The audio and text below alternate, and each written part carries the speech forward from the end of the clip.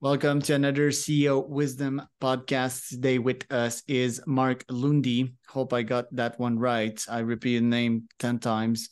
He's CEO at Restore FX International.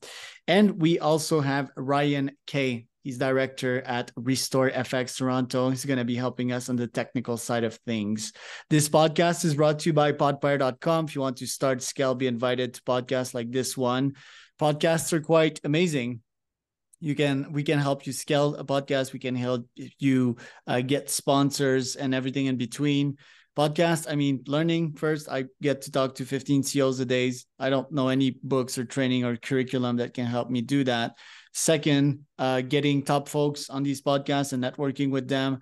That's amazing right there. And finally, I can grow my community, subscribers, get leads, and even get clients of my podcast. So if you need help with that, podpire.com. Mark, Ryan, welcome to you both on the pod. Mark, can you tell us a bit more about yourself and tell us about Restore FX? Hey, Charles, I appreciate your time today.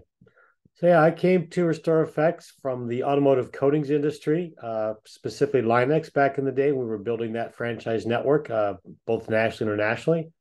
I was super attracted to the Restore FX, mainly first by the people who I'm working with, people like Ryan, and then some of the other founders, Nadi and Alex. And then also by the technology. I tried it first on my daughter's car before I joined the company. Restore FX is the paintless clear coat repair.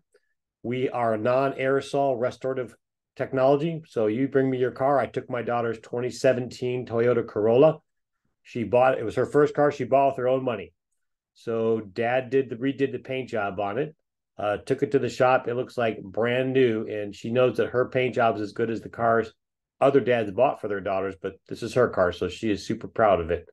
And seeing her liking the car was part of what I liked about the technology, putting those cars back together for people.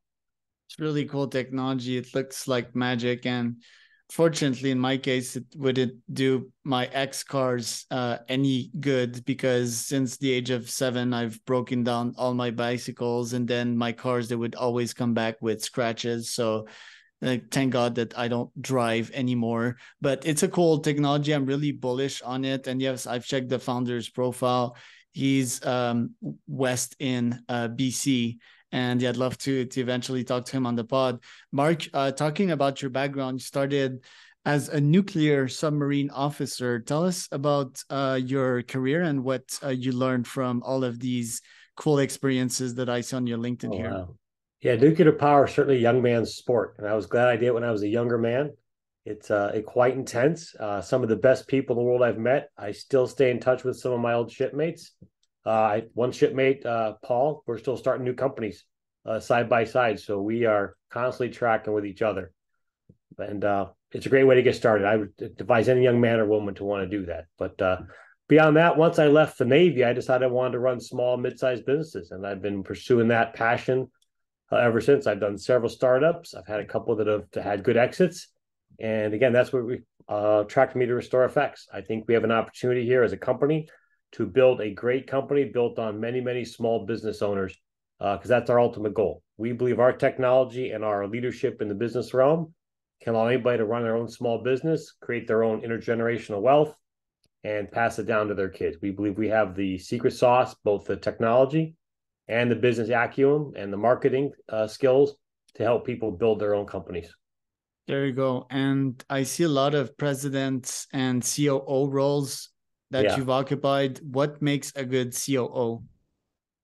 A good chief operating officer has got to share the vision with the CEO and then have his or her trust to go get the job done while they do other matters. If you're doing the same job, then you don't need two people. So it takes a lot of trust between the CEO and the chief operating officer, that the chief operating officer knows the vision and has the trust to go get the job done without having to check in every 5 minutes to make sure they're doing the right job. That allows the CEO to go actually build and work on the company. Roger that. And you have worked with various great CEOs. You've become one recently at Restore FX and Genba AI. So how's been that transition for you, and how did you have to adapt your COO skills to being the CEO of a company? Well, time, Marshall, let me give that a little thought. So Gemba AI was a technology startup we did. That was a good exit we did. That one exited successfully to a strategic buyer. I brought the skills to Restore Effects because I believe we're on the same track. We're going to grow ourselves to where we can find a strategic buyer and ultimately do a buyout of this company. But first, we need to grow it about 5 times as big as we are. So what we're looking for are the right people who want to join the vision, who want to invest 3 to 5 years of their lives into this goal, this aspiration, this dream, and help build 500 small businesses. And from that, their success is where we end up with our success. So 500 small businesses, is it the franchising model or is it licensees? Like, how do you work with helping people open their own franchise, quote unquote, of Restore Effects? Yeah, so in North America, it's a licensing model. Overseas, it's more of a franchise model, but those words are somewhat interchangeable and the core is the same. You have to bring first good, solid technology or an idea that people want to build a business around. Whether it's a pizza or restoring a car, you first have to have the model nailed so that they are successful from day one. It takes a very strong training program. You're usually bringing people in that don't know they're familiar with the industry, but maybe they have, in our case, touched a car before. We have to train them how to touch that car with confidence, so how to clean the finish, prepare it, and then put our coating back on top of it. That's pure technical training. Beyond that, you have to teach them business skills, the business skills of sales. A small business doesn't have a huge staff, so they have to do everything themselves. So the things we can't replace are them doing their own cars and them doing their own sales. Beyond that, though, we can add a lot of help on the backside, and that's where we are very successful. Marketing is an example. If you've got a small shop of 3 or 4 people, you don't necessarily have the time, the talent to go out and do, say, a broad digital marketing program. We bring those skills in. We run the program for them.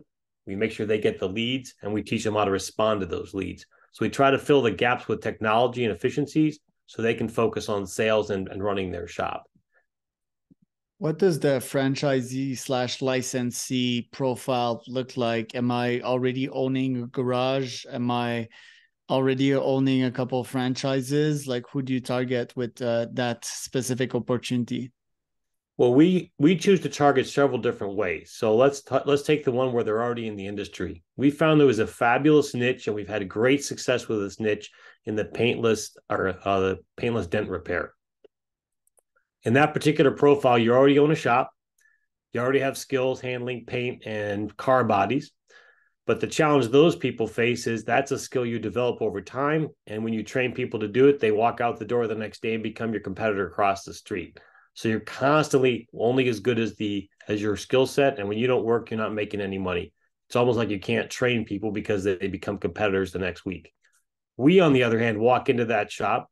We give that owner a exclusive territory. So even if they teach somebody how to do Restore FX and that person wants to go open their own shop, they're going to have to leave town and come back to us with a separate territory. So they now have a protected territory. They can hire people with confidence, train with confidence, knowing they can get 4 or 5 people running in their shop while they start working on the business. And if they need to take a day off, they've got people running the shop doing cars for them. And then they can develop, should we say, customers that can't go anywhere else as well. So the exclusivity of the treatment and the defined territory is what gives them the confidence to invest in a small business and grow it for intergenerational wealth. Of it. The product itself, why is it innovative? Is it like cheaper? Is it more efficient than what is already out there? Why would people use that solution? I think people can use the solution first because it fits a niche in the marketplace. You can polish your car, but each time you polish your car, you're taking a little bit of the clear coat off to make the scratches go away and fill it in. Our technology, paintless clear coat repair, actually puts the clear coat back on the surface when we're done. And what's very innovative about it is it's non-aerosol. It's a controlled application. So it actually has won green awards because we're not spraying in a booth. We're not putting aerosols in the air. And therefore, we have minimal product wastage. So all the product you could bring out of the can is going right on the car. There's no wastage. So it's better economics for the individual. It's better economics for the environment. And it's, by the way, it's an easier shop to build. It's very hard to get a paint booth approved today in most cities. You don't need a paint booth to do what we're doing. So it really opens up the market to us. Love it. And Ryan, if you can explain visually verbally and try to put images in our minds. It's a light, right? And from what I've seen on the website, there's like 3 or 4 layers of paints, coating, and a bunch of things. So what do we see precisely in terms of product there and the technology? So the way Restore Effects works, and the easiest way to try to explain it is imagine being able to refinish your hardwood floors just by laying a product down on top. It self levels, fills in all the scratching, hazing, and swirling, but then bonds to the original wood chemically to never peel, fade, discolor, or delaminate, essentially resetting that floor to a brand new piece again. And you're doing that all within 24 hours with very little intrusive work to the vehicle itself. That's exactly how Restore Effects works. We deal with stuff that's primarily on the clear coat layer, which includes oxidation, sun bleaching, scratching, hazing, swirling, and staining.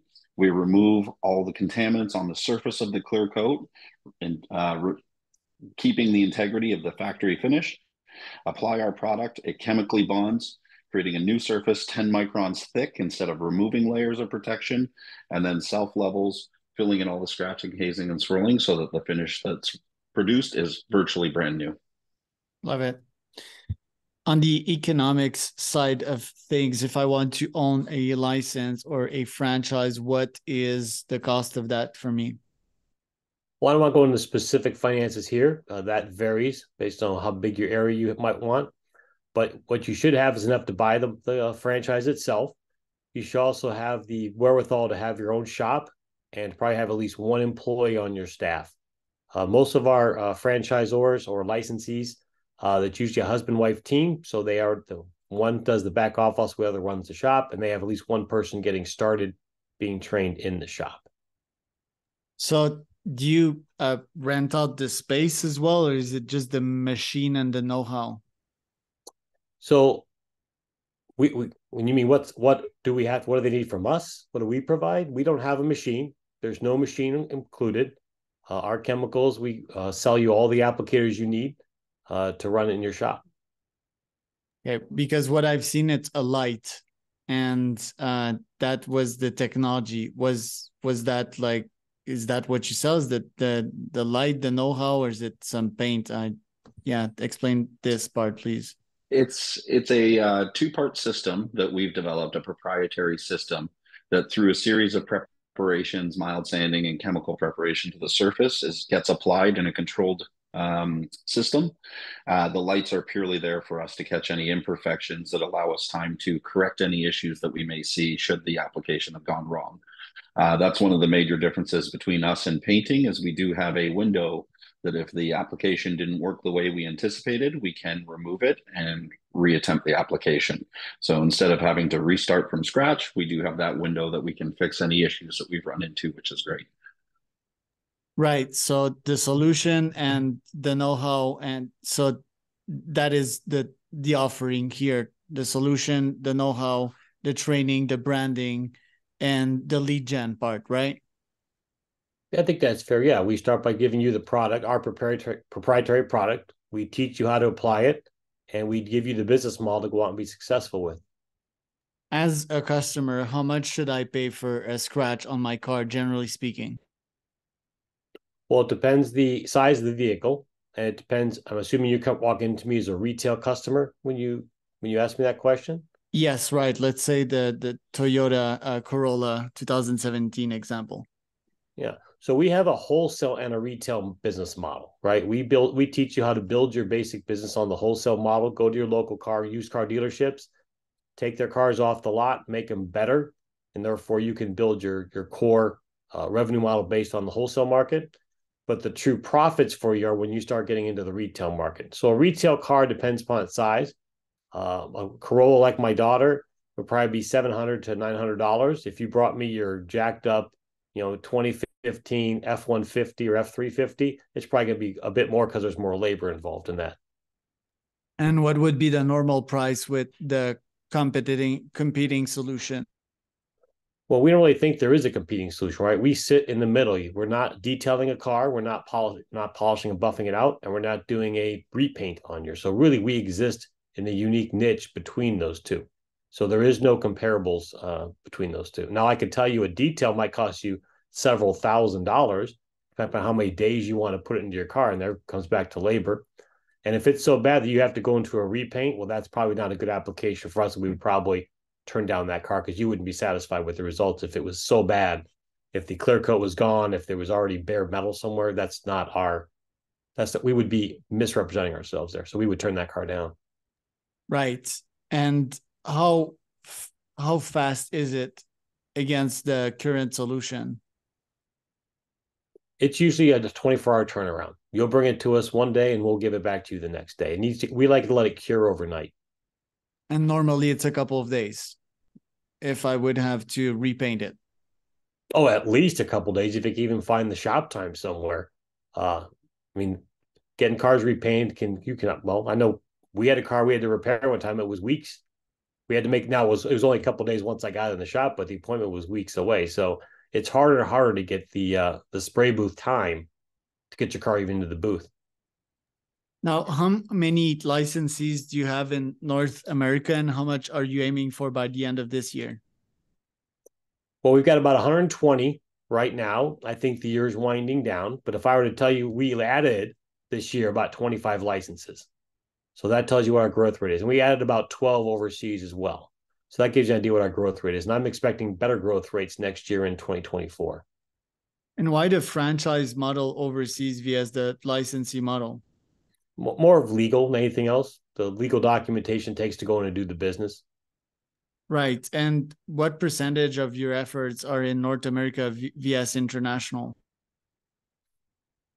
We probably have 3 to 4 times the effort in North America we have overseas right now. We've got some well-established partners that are bringing us new opportunities overseas, but our goal is to grow the North American market first, US and Canada. That's where we want to build the small businesses. What is your GTM strategy to achieve that? What is your own lead gen strat? Facebook ads, LinkedIn outreach, cold email? I would say all the above. We also do a lot of outreach at the trade shows. We're going to get ready to go to SEMA here at the end of the month, early November. So we'll make a lot of contacts there.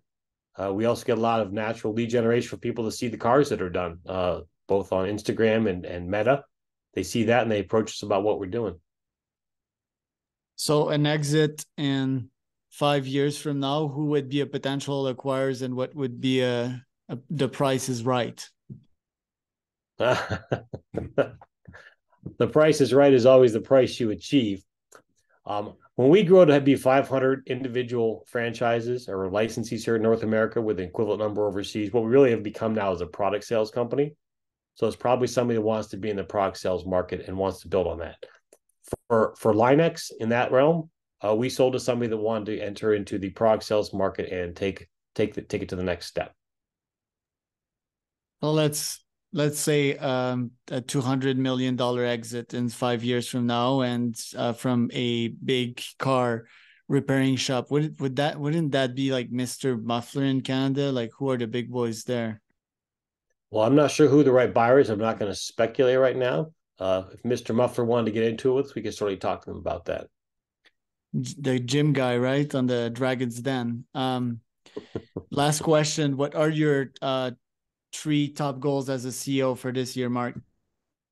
Well, the year's almost over. So let's get the year done and finish positively and strongly. But let's plan for next year. We need to find more good people. We are growing and we are going to be hiring next year. We need people across the talent. We need ops people. We need salespeople. We need people to help grow this. When you're adding 25 to 30 new franchises or licenses a year, there's a lot of support we give them. So we need to make sure we're ready to support them. All right. And that's a wrap. Where can people find out more about you, Mark? Well, why don't you go to restoreeffects.com? That's where the company is. You can find me there. But let's start with the company first, and then you can meet me. I guess so. And my name is Charles Cormier, host of founderwisdompodcast.com and CEO wisdompodcast.com.